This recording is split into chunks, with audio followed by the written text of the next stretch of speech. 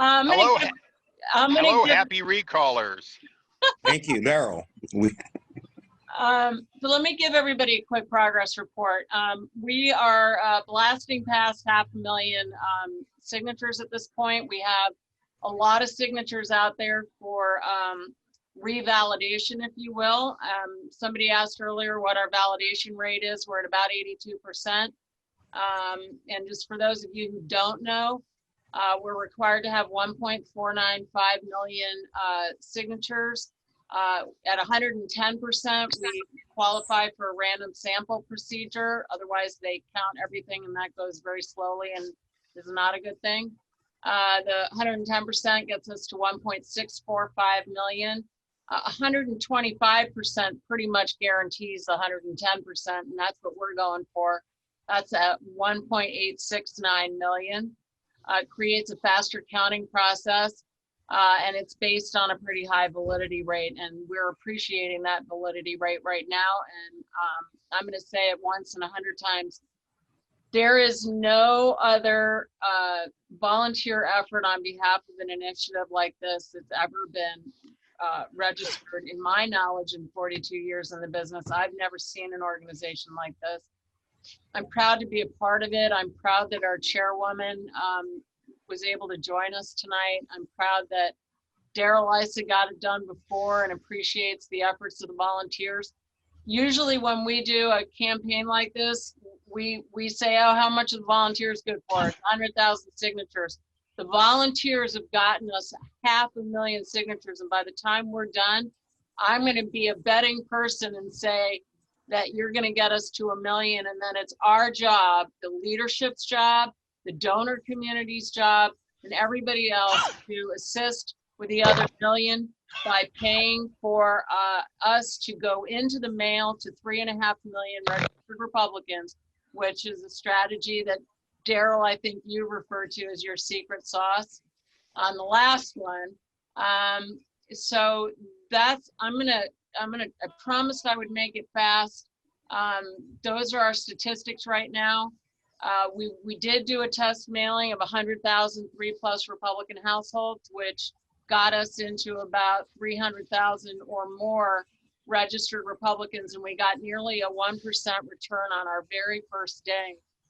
And we're averaging 2.5 signatures per return. So, and we're even raising a little money off of it. So we're very, very excited about all of that. And again, couldn't have done it without you. I'm going to hand it over to Daryl before he hits a canyon or something, or another car, and ask that he give his insights into the importance of another governor and what it takes to win a recall. Go ahead, Daryl. Well, thank you, Ann. And, you know, I'm thrilled to be on this call. It has been a long time since we made history here in California, but we made history in many ways exactly the way you're doing it. You know, and I know Dave Gilliard, or part of his team, is on this. They were instrumental in giving us honest caging and oversight. But at the end of the day, it was volunteers. It was mailing out to people.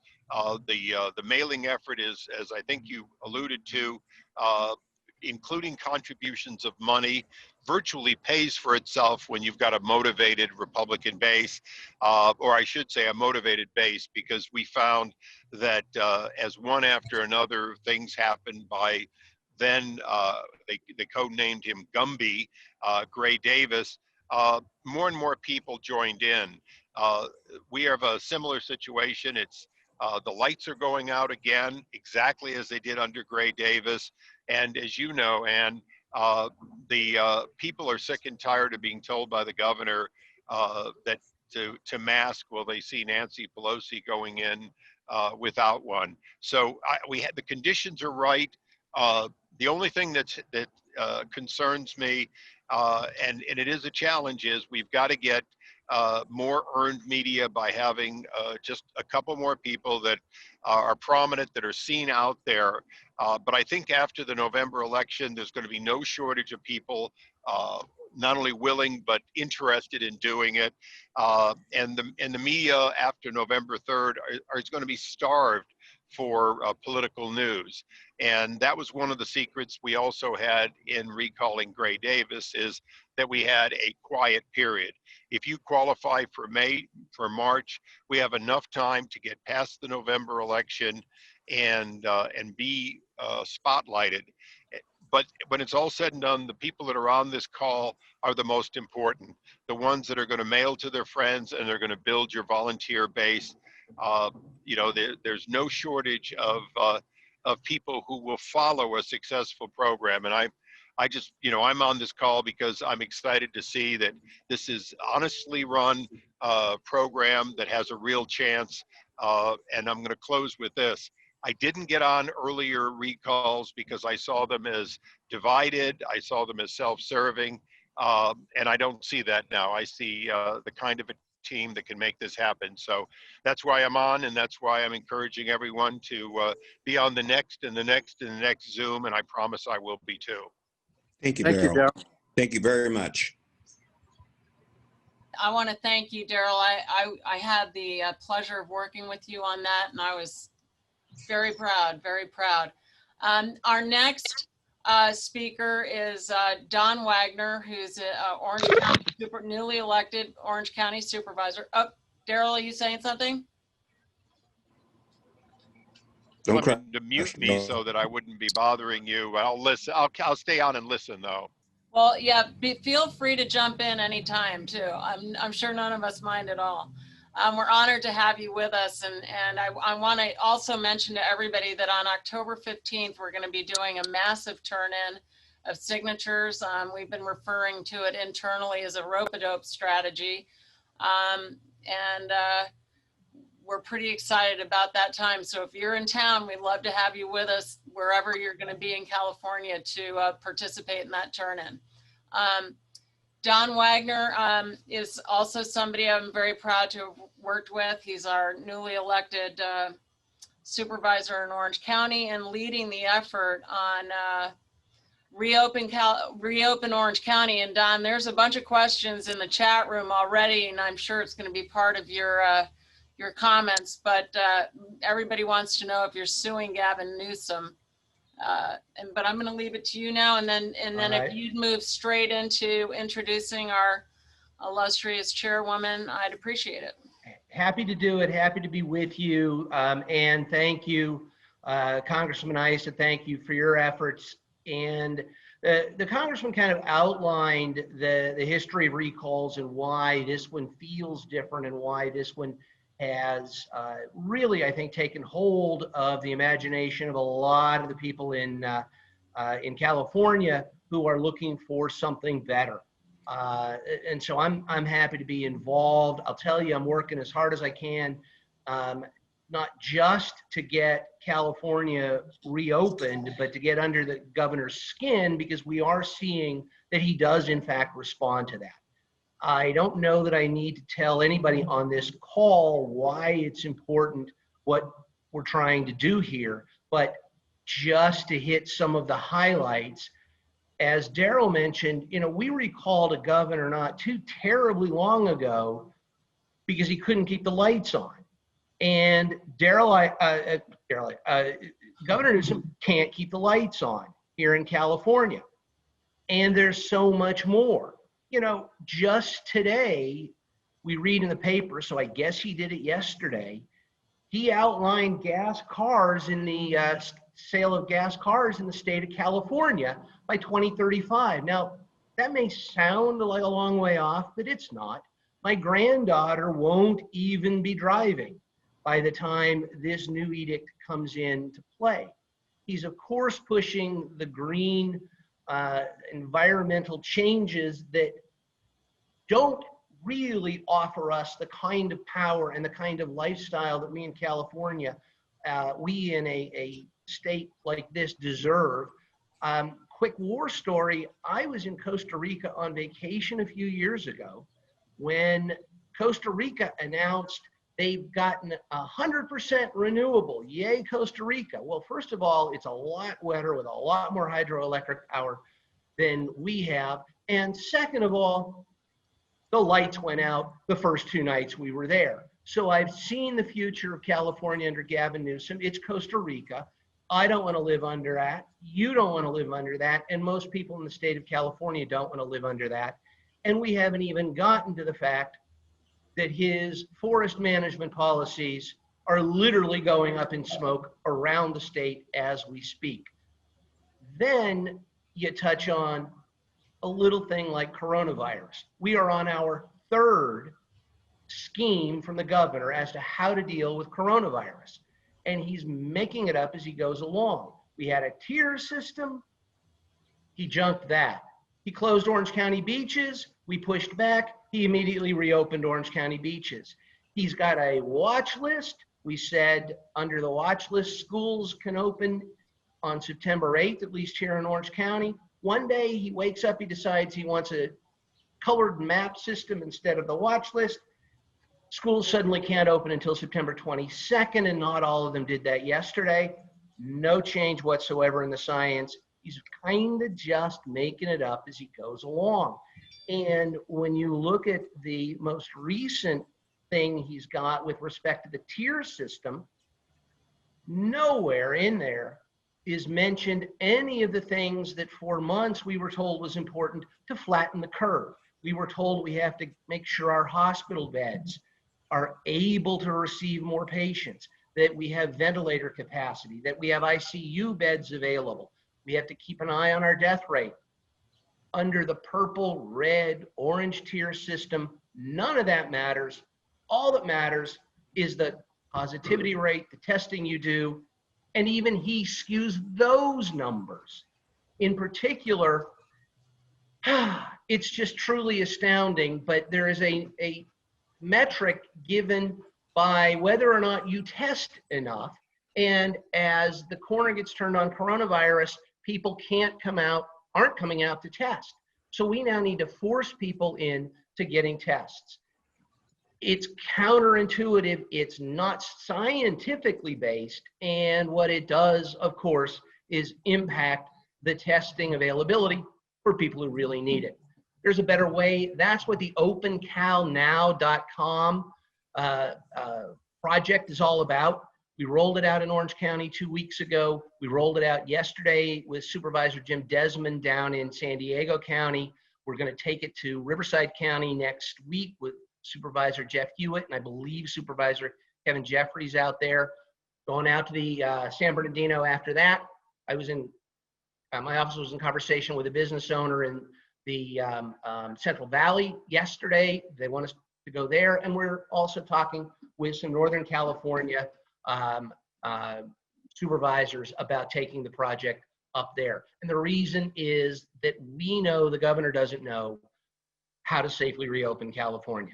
He failed the last time he tried. The science tells us who's at risk. It's the elderly. It's the folks with the so-called comorbidities, the sick. It is not the young. Let's get them back in schools. It is by and large not the healthy. Let's get them back out and take all of that money we're using to prop up a closed economy and spend some of it protecting the people who are at risk. Let the rest reopen. That's what OpenCal Now is about. Go to opencalnow.com to check on the petition.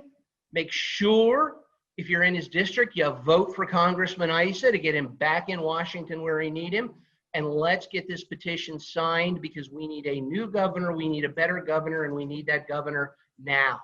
Somebody that is leading that effort and has been a champion for all of California in her role as chairwoman of the California GOP is Jessica Patterson. Jessica's with us. She's going to talk about this recall effort. And the bottom line is this is a grassroots effort that all of us have a role in.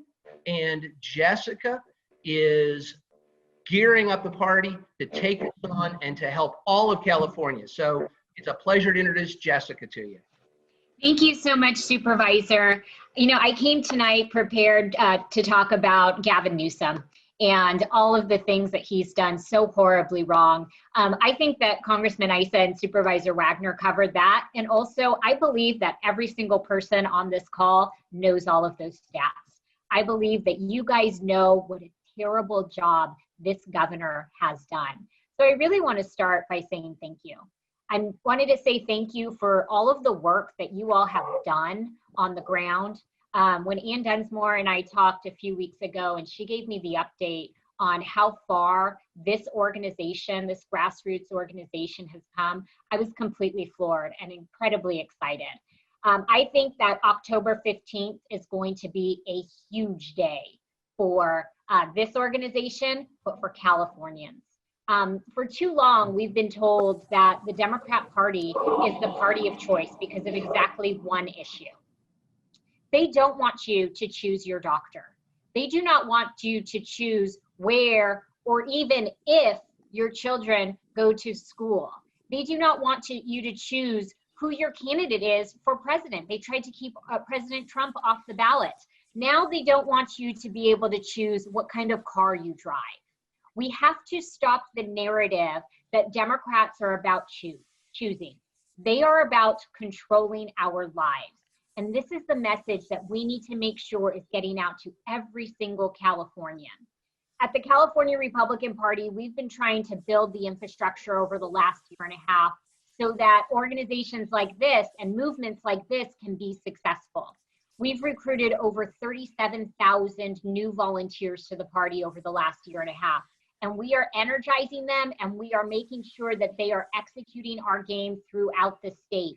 2020 is about setting the table. I'm hopeful that 2021 is about bringing us a new governor. In any case, there are ways that we can all be helpful to each other. I saw the release today about the official endorsement of the California Republican Party. We endorsed this initiative or this recall back in July 25th of 2020. So we are very excited to be a part of this. And you guys can all use our offices that are now being opened up anytime that you want. You can utilize our phone options so you can call people, or if you'd like to walk door to door to get more signatures, we can help you do that. We want to make sure that every Californian that wants to has the opportunity to sign this petition. I think October 15th is going to be a huge day for when we are able to say that this movement, which I truly believe it is something that is absolutely legitimate, that the cries of Californians all around our state, whether you are a hairstylist that hasn't been able to work for several months because this governor has had so many different regulations that are put together, whether you're a parent that wants your child to be able to go back and learn in a normal school environment, whether you're a restaurant owner who's had to close their doors, 14,000 businesses throughout our state have had to close their doors, and another 15,000 are just hanging on by a thread. Our lights are literally out. Our state is on fire. And this governor is talking about electric vehicles and, carbon-based fuel vehicles being outlawed by 2035. He doesn't have his priorities straight, and he's absolutely delusional if he thinks that Californians are going to stand for this. I'm excited to stand with all of you, and I couldn't be more grateful for the work that you're doing on behalf of not just Republicans, but Californians that want to take our state back. So with that, I'll send it back to you, Ann, and I'm happy to stick around for a few questions if you'd like. Thank you, Jessica, so very, very much for everything you've done in your leadership. And, we have a lot of people on this call today that are not Republican. They just want to get rid of Gavin Newsom. We have a lot of no party preference, decline to state. We have Democrats. We have key leadership in counties and in regions of the state that are not aligned with a party. But one thing's for sure, they're not aligned with Gavin Newsom. I want to say that we did go live on Facebook, which, and Daryl, we didn't get it for your portion. So if you'd like to add anything more for the other listeners, we always have a great number of listeners. I think we have about 325 people on this Zoom call, but there's many more people that follow this discussion in our Facebook family. Daryl, are you still there? Do we still have Daryl, Congressman Issa? We have Daryl Square. Can we mute him, Dan? Mm, Can we unmute him, Dan? Jessica, while they're trying to unmute Daryl, I just as the lead proponent for the recall, I just want to extend my appreciation for your endorsement, for your support for what we're doing here. We fully support you. Our volunteers are out in the field every day. We are signing people up to register to vote that haven't voted or are misaligned to vote. As we know, we send them to verify their registration because we know that in California there's a problem with that. So we support you guys, and God bless you for coming on board with us, and thank you so very much. Your help with this is going to really help hinge this to the direction it needs to go. Thank you so much. Oh, I'm happy to do it. And I've actually seen it firsthand. Just about a week ago, my mom was at Albertsons, and she walked out and she saw one of the petition gatherers who happens to be one of my neighbors. And she stopped by to sign the petition, and she was writing down her name. And my mom happened to her last name's Milan, which is my middle name. And she said, "Are you Jessica's mom?" And she said, "I am Jessica's mom."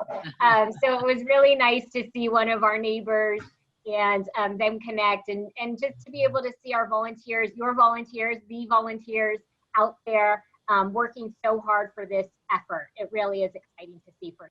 And I'd like to add too, I just really want to add that Daryl had a great point, and Jessica and Don.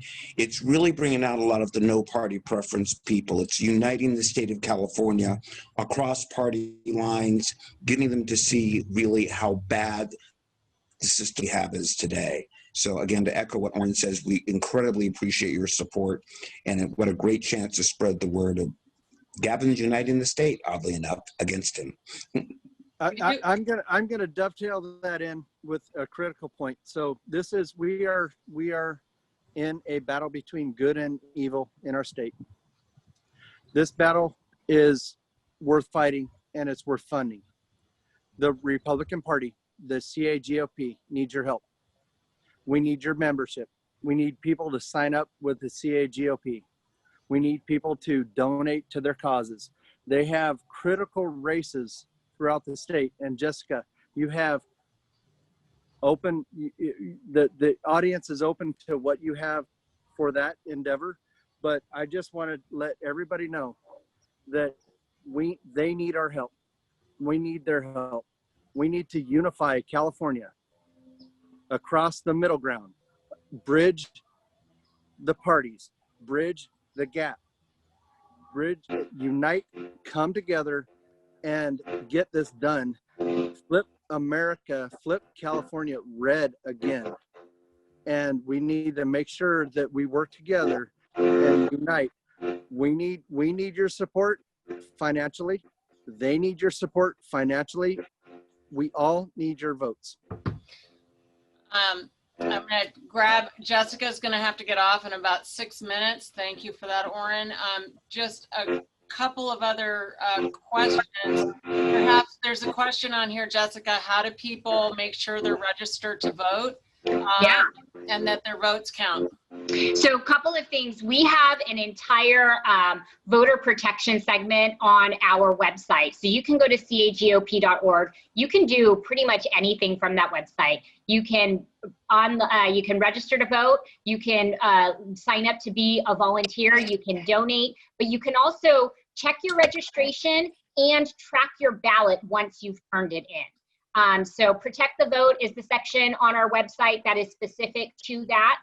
But you can also register. There's a link there to register to vote as well.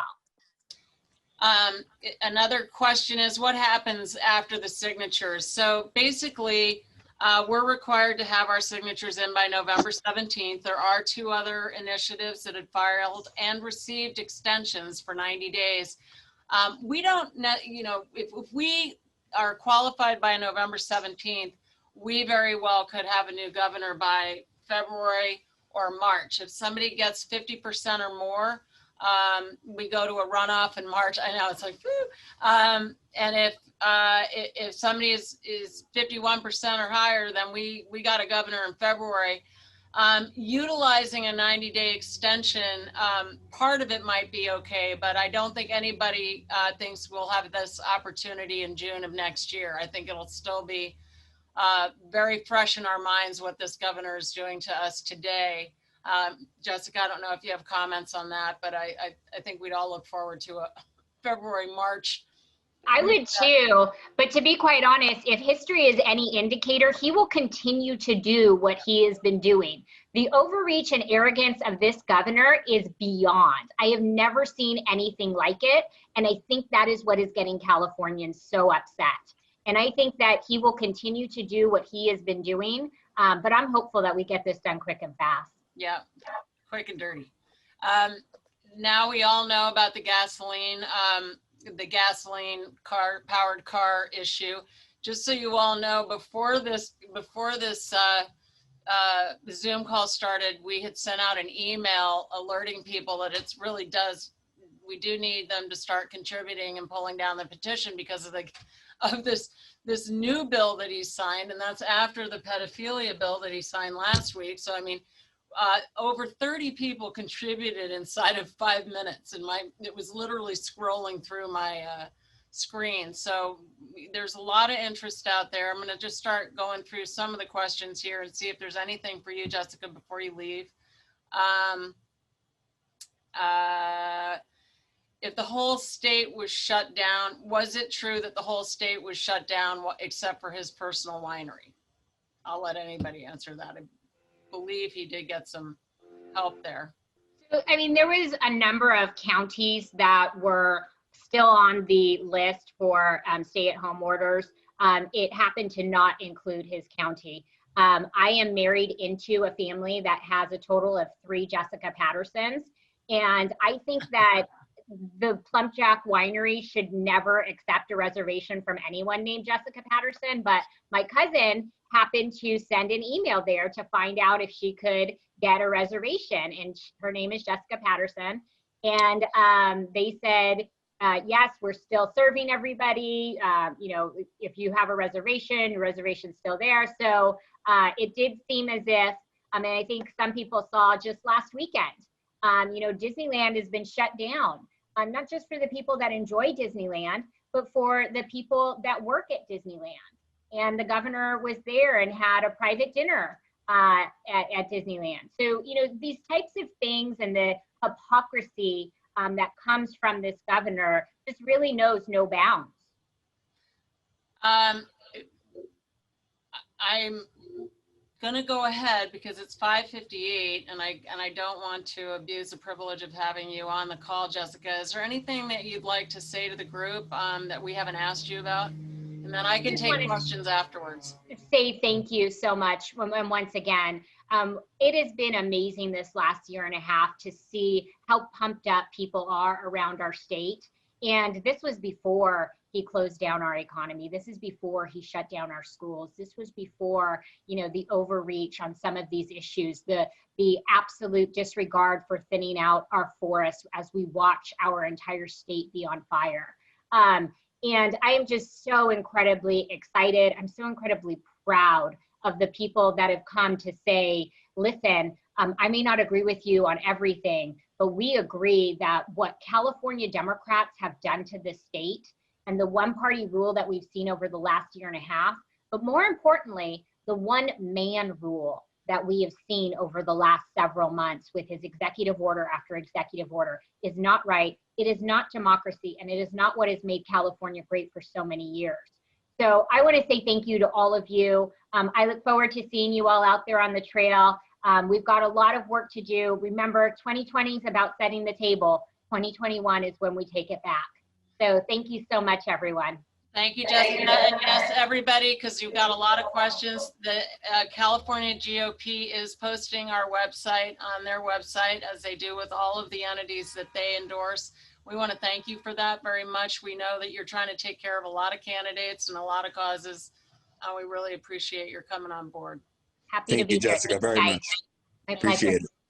it. In be happy to take questions now from, there's a few on here.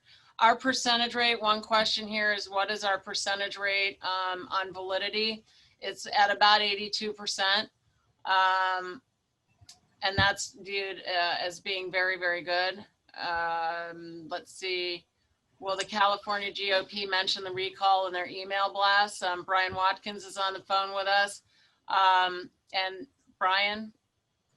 Yeah, absolutely. So we've discussed, including it in our email blast, in our SMS text messaging. So yes, it's definitely something that we will include in our, marketing moving forward.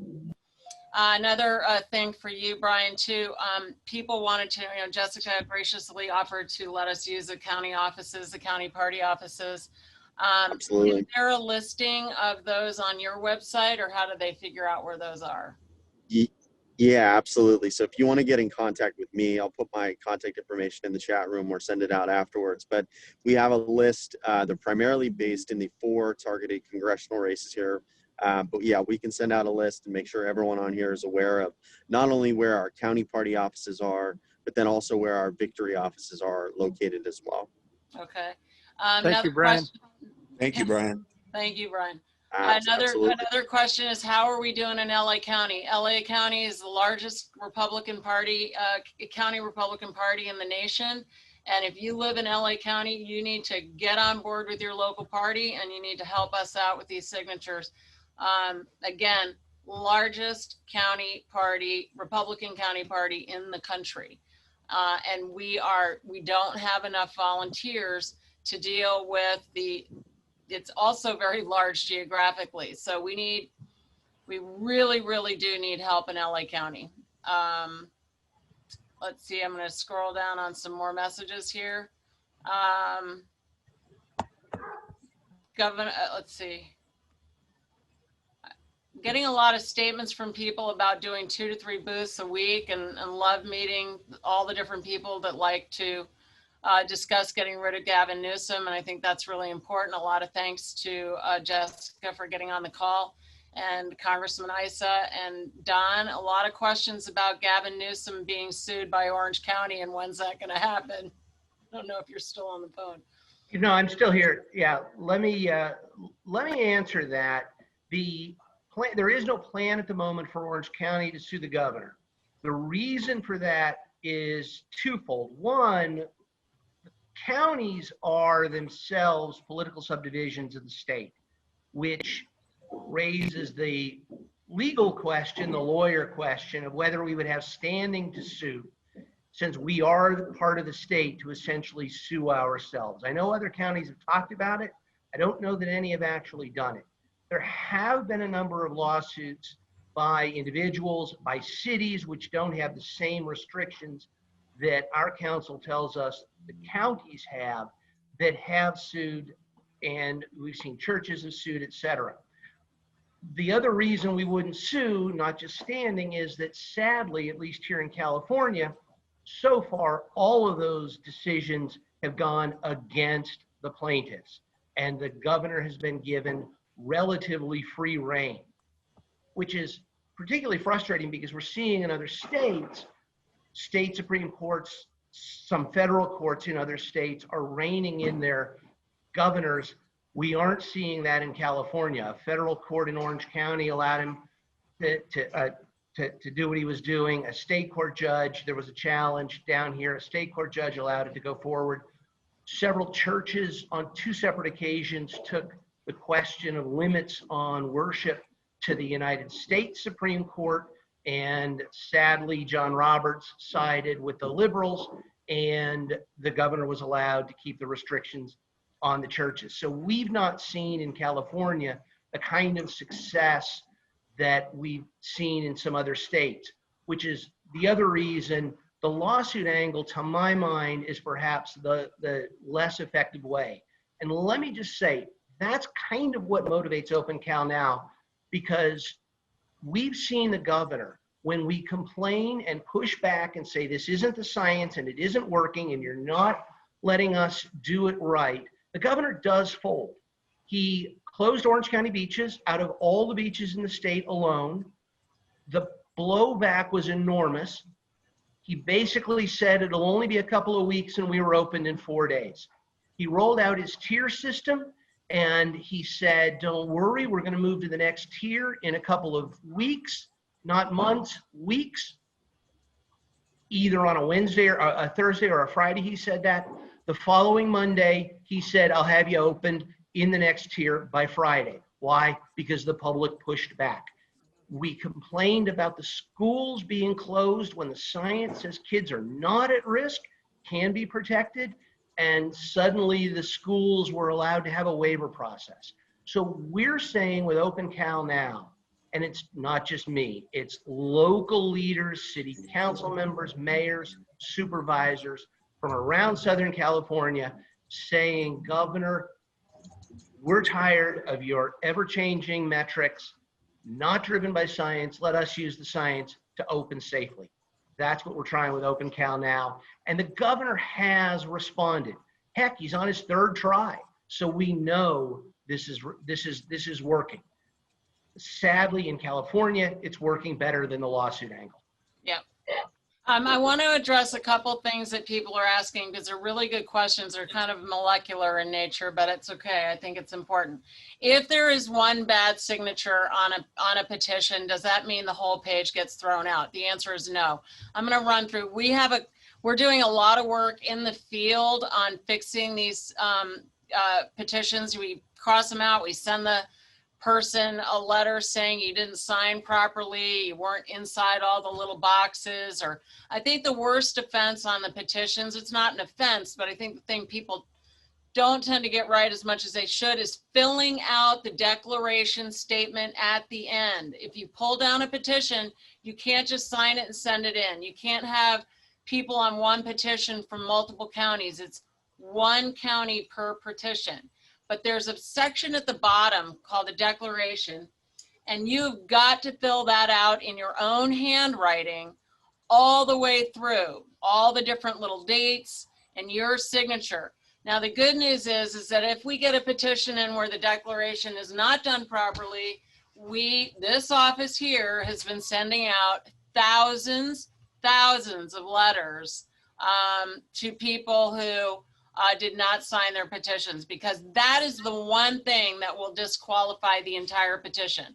There's nothing else in there that can, a bad signature, you cross it off. We also then send things to a third-party validation company who, yes, they are holding all the signatures under lock and key. They're going through every single signature to determine and checking it off against a registration list to make sure that everybody who signs is registered and that the signatures are correctly done on the petition. So we do have a very, very good system there. But again, please sign your declaration statement if you pull a petition down.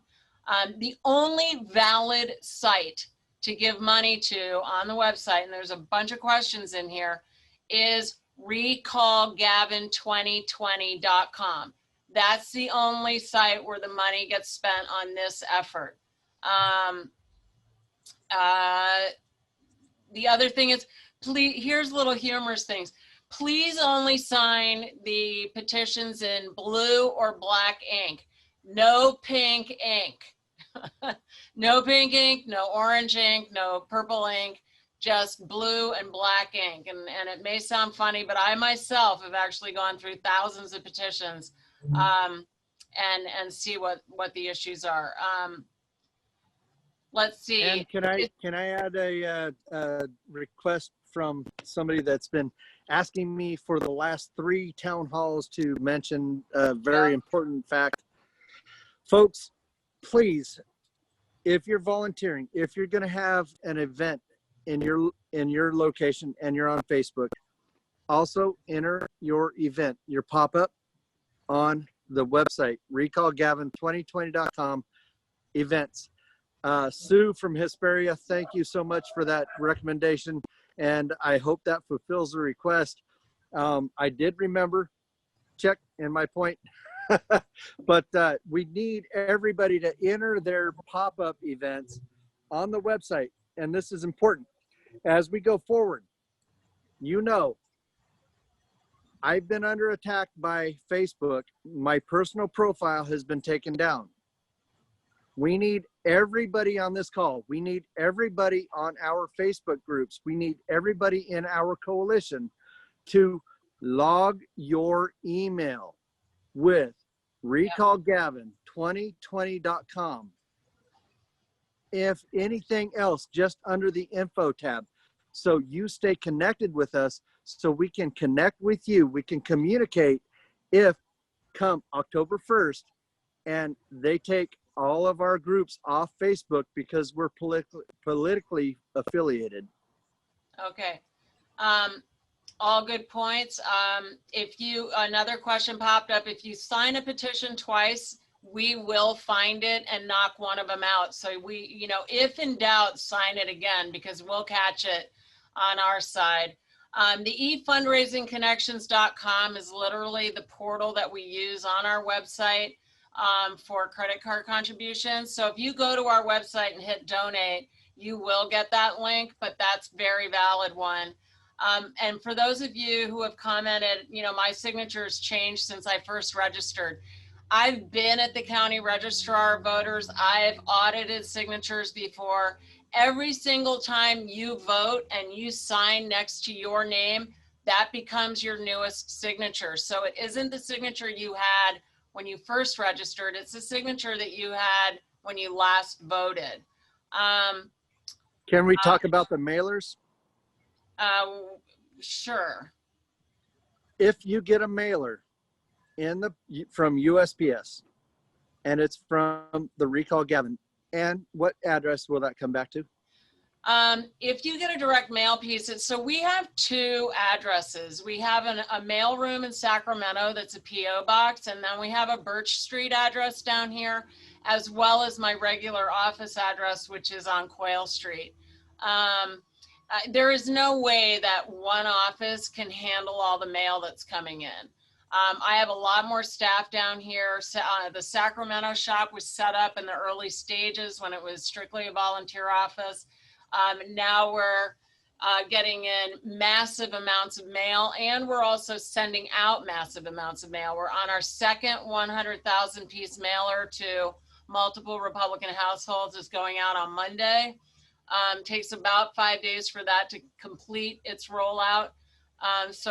And those are randomly selected. So you might get one and then the person next door to you won't, and you both are multiple Republican households. We're just doing random samplings right now. There's 3.5 million households that we want to mail.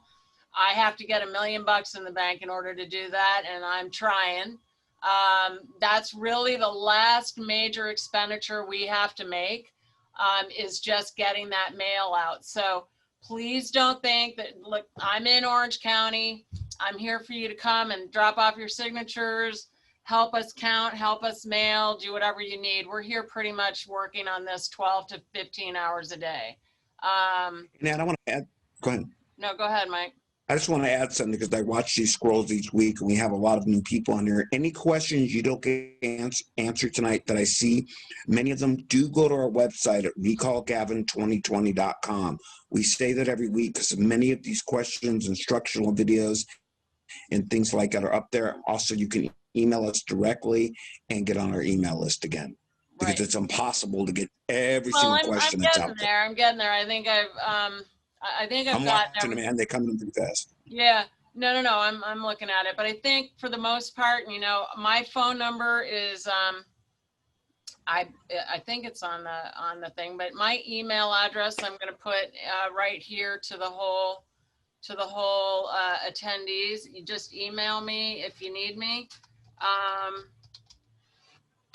and I'd be happy to do what I can. Don't drive me crazy. I have a pretty good threshold, just not a the same thing with me. My phone number is 916-761-2312. If you can't find your answer on our website and you absolutely have no other recourse, give me a call. And I'll throw my email in there as well in case anybody needs resources from us. Thanks, Thank you, Brian, very much. Thank you so much for hanging in there with us. through to the end. Yeah, some of you who weren't on the call in the beginning when I gave a rundown on where we are, we have collected and validated, having the validation process. I want to say that, we're getting tens of thousands of signatures in a day now. I would say somewhere in the neighborhood of 500,000. That literally changes hourly. But we also have probably another 10,000 petitions that we've sent back to people to fix signatures and deal with validations. And those on average are somewhere in the neighborhood of 2.5 signatures per petition. So we got a lot in the mill. Mike Netter's out picking up large batches of petitions as we speak. And I think that updates about 100 of these questions that I'm seeing. Again, I know that everybody is not going to be receiving this letter until I raise $1 million. I see another question here about that. But at any rate, let me just go down to the end and see if there's anybody. I think I got everybody. If you want to come volunteer at my office, should you just send me an email? Absolutely. I need volunteers. And at some point, we're going to hit the phones. When there's no mail to do, we're going to hit the phones and we're going to start calling people and asking them to sign and send money. And with that, I want to say that from the bottom of my heart, I could not be more. I've worked on 15 presidential campaigns. This by far and away is one of the best things I've ever chosen to do. I love working with you guys. I love it when you come in the office. I don't know that I could ever emphasize that enough. When Orrin called me and asked me to do this, I said no enough so that he now reminds me that we wouldn't have to be working so hard if I had said yes earlier.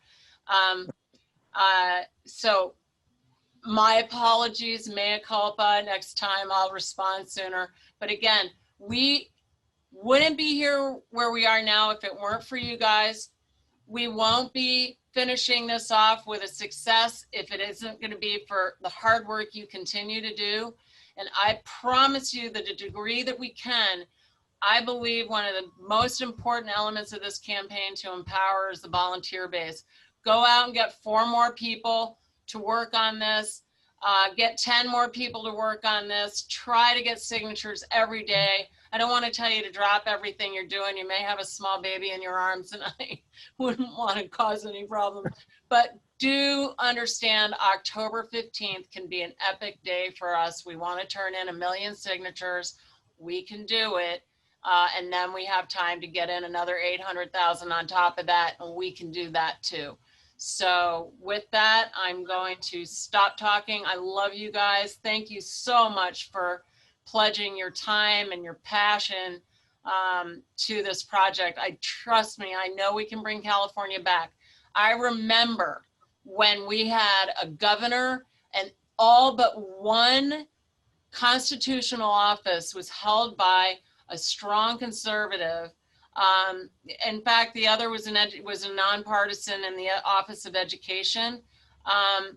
And we also even had the speakership for a nanosecond. So we can do it again. It's not about party preference at this point, you guys. I just want to say that. I haven't been a lifelong Republican. I've been a Republican for 42 years, but I was a Democrat. And when it came to my children and their safety, there was no other place to go. So I want to thank everybody who's not a Republican on this call, and I hope we haven't offended you.